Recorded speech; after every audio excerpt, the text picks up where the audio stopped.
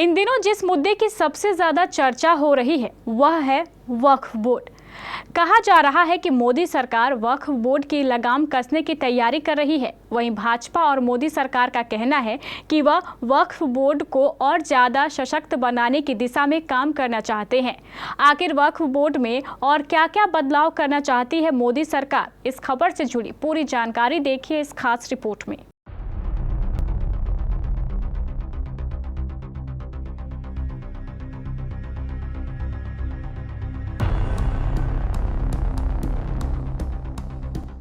केंद्र सरकार मौजूदा मानसून सत्र में वक्फ बोर्ड में बदलाव को लेकर बिल पेश करने जा रही है। जानकारी के अनुसार मोदी सरकार इससे जुड़े 2 बिल लाएगी। एक बिल के जरिए मुसलमान वक्फ कानून 1923 को खत्म किया जाएगा। दूसरे बिल में वक्फ कानून 1995 में महत्वपूर्ण संशोधन होंगे। सरकार की माने तो बिल लाने का उद्देश्य वक्फ बोर्ड की संपत्तियों का बेहतर प्रबंधन और संचालन करना है।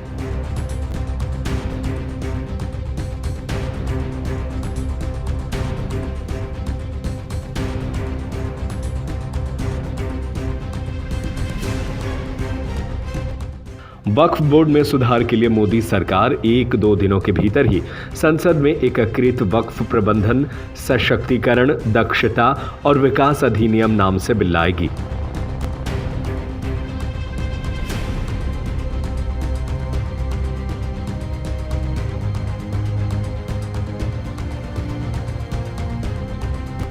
नए अधिनियम में वक्फ की संपत्ति को रजिस्टर करने के लिए केंद्रीयकृत पोर्टल के साथ साथ महिलाओं और बोहरा समाज के अधिकारों को सुरक्षित करने का भी प्रस्ताव है।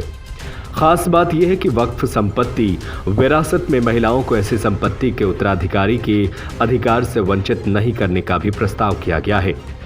सरकारी सूत्रों के मुताबिक इसके जरिए मुस्लिम महिलाओं के सशक्तिकरण की योजना है। इसके अलावा नए कानून में वक्फ संपत्तियों के सर्वेक्षण के लिए सर्वेक्षण आयुक्त या डिप्टी कलेक्टर के पद से नीचे किसी अन्य अधिकारी को कलेक्टर द्वारा नॉमिनेट नहीं किया जा सकेगा, यानी वक्फ की संपत्तियों का सर्वे भी किया जाएगा।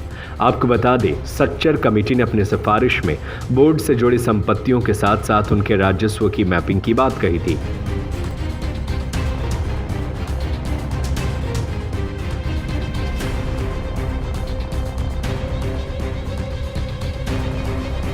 बोर्ड के पास देश में रेलवे और डिफेंस के बाद सबसे अधिक जमीन है, लेकिन इसके मुकाबले इससे आने वाला राजस्व काफी कम है।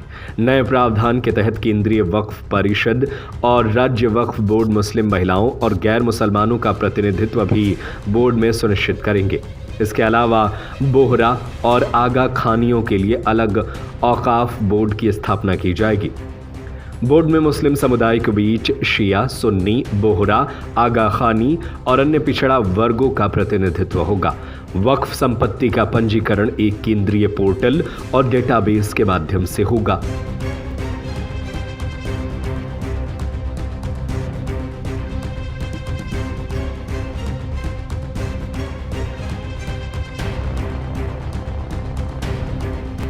इसके अलावा नए कानून में किसी भी संपत्ति को वक्फ संपत्ति के रूप में दर्ज करने से पहले सभी संबंधितों को उचित नोटिस के साथ राजस्व कानूनों के अनुसार उत्परिवर्तन के लिए एक विस्तृत प्रक्रिया प्रदान करने का भी प्रस्ताव किया गया है।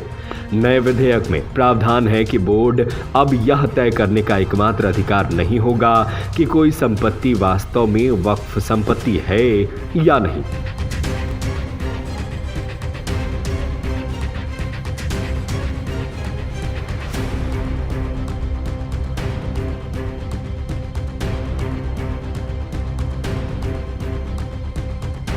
इसके अलावा विधेयक में कम से कम 5,000 रुपए की शुद्ध वार्षिक आय वाले प्रत्येक वक्फ के मुतवल्ली द्वारा बोर्ड को देय वार्षिक योगदान को 7% से घटाकर 5% करने का प्रस्ताव है।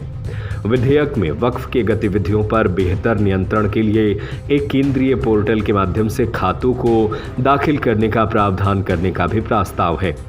नए कानून में यह भी प्रस्ताव है कि ट्रिब्यूनल के आदेशों के खिलाफ 90 दिनों की निर्दिष्ट अवधि के भीतर उच्च न्यायालय में अपील करने के अलावा ट्रिब्यूनल संरचना को 2 सदस्यों के साथ पुनर्गठित किया जाएगा।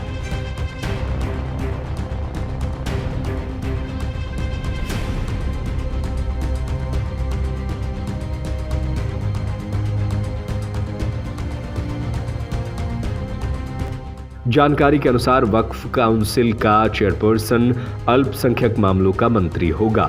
राज्यसभा और लोकसभा के 3 सांसद भी इसके सदस्य होंगे। इसके अलावा मुस्लिम संगठनों के 3 लोग, वक्फ का मुतवल्ली जिसकी आय 5 लाख से ज़्यादा हो, 3 मुस्लिम स्कॉलर, हाई कोर्ट और सुप्रीम कोर्ट के 2 पूर्व जज, 1 वकील और 4 राष्ट्रीय महत्व के लोग इसमें शामिल होंगे। इन सब के इतर मुस्लिम समाज से नॉमिनेट होने वाली 2 महिलाएं भी इस काउंसिल की सदस्य रहेंगी।